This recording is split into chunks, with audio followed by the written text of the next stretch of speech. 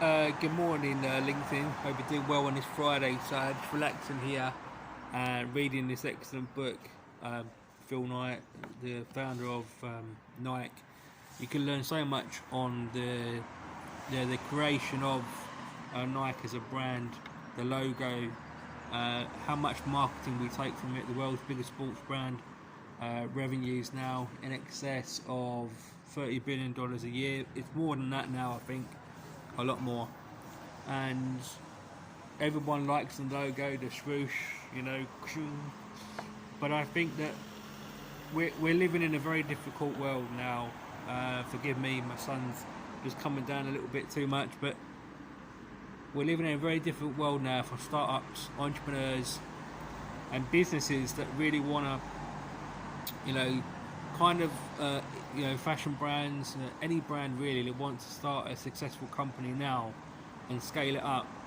I would say looking across social media platforms, that because they've turned down the algorithms and they want you to spend more on their platforms, which has always been the case, but you get less for your money in terms of reach, even for paid ads.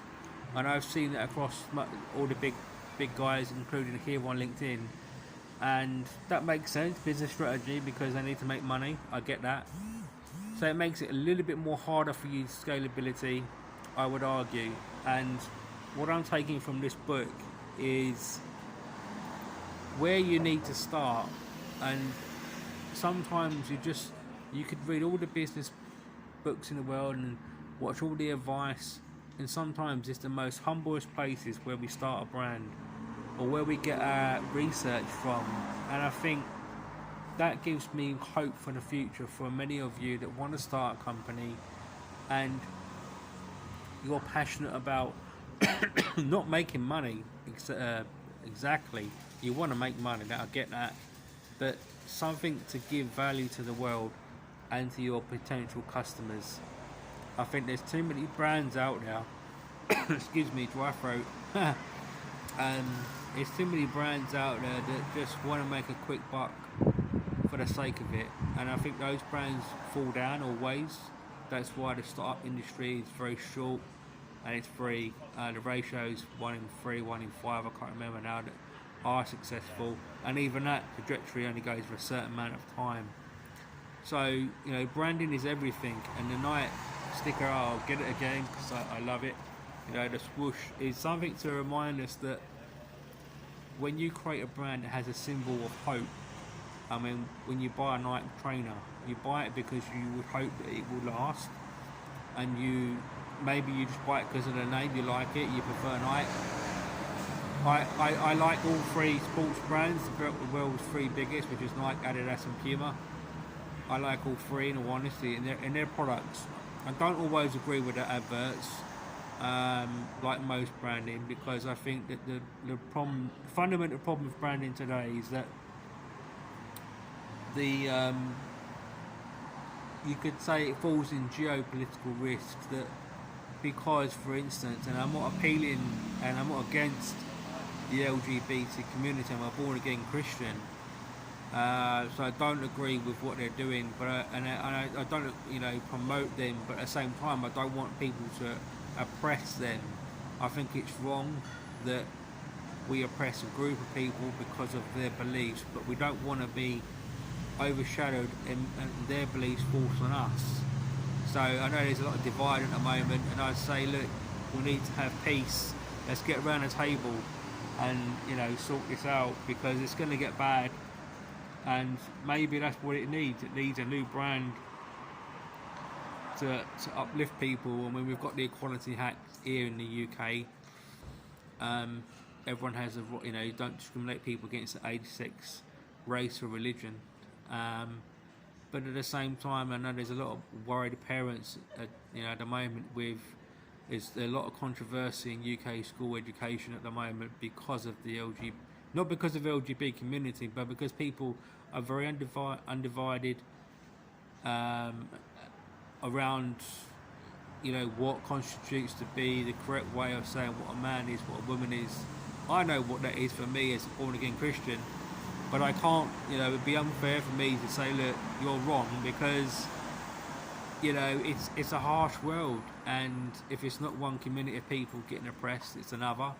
We as Christians, we get oppressed. We're getting less space. Uh, we're not perfect people. I get that, and I'm not perfect.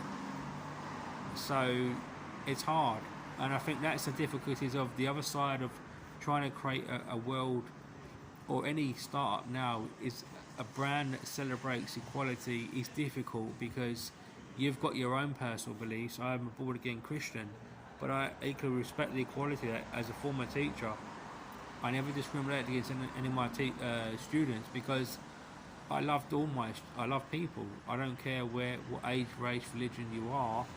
I might not agree with what your beliefs are, but you're still human to me. And if I can teach you something new about mental health, mental fitness, business, anything, as a teacher here online or in the street, anywhere, I'm happy.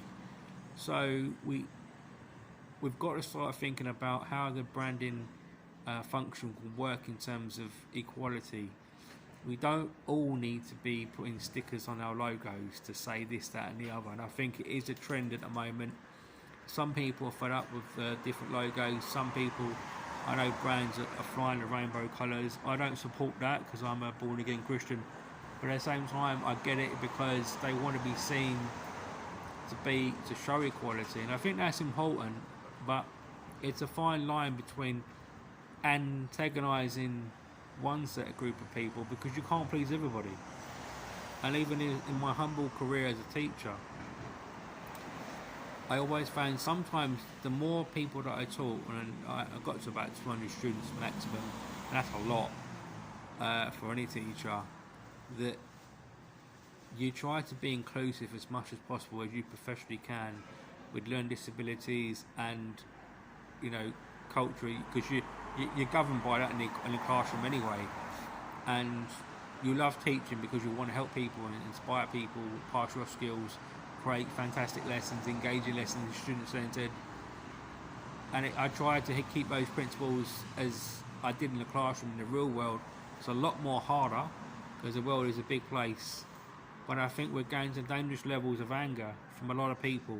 So anybody who wants to start a new brand, think carefully about how you brand your logo, the values that you have, because not everyone's going to agree with you, and I get it. You know, I've had some hate crime myself. It's not nice, and we don't live in a perfect world. But where's the line? And it just seems to me that we're pointing fingers, you this and you that, and we're not really coming together. Like I'm sitting on this table here, and I'll show you. You know, it's just a hotel table. You know, I come here a lot to film. I do regular filming here in the View Hotel in Eastbourne, which is owned by Unite. They allow me to film, which I'm grateful. And I've been doing this for a year now. Like coming here, it's one of my kind of favourite places. I come here both to film and to switch off. But going back, I mean that's itself. The View Hotel is a good brand.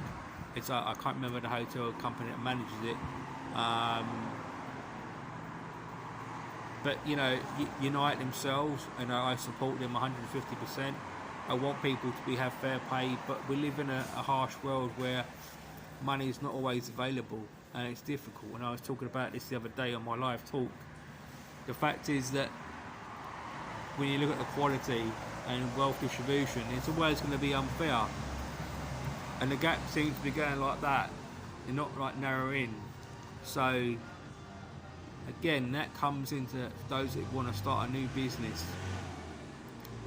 If you've got something that's really special, and it's not maybe it might just be a social enterprise, and you think it's going to add put some more equality on the table, you know, that's what I try to do with my humble brands that, you know, haven't not even touched the surface in terms of equality yet.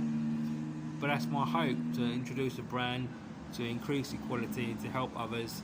That's what I stand for, and I hope you take value from this lesson on branding. Thank you.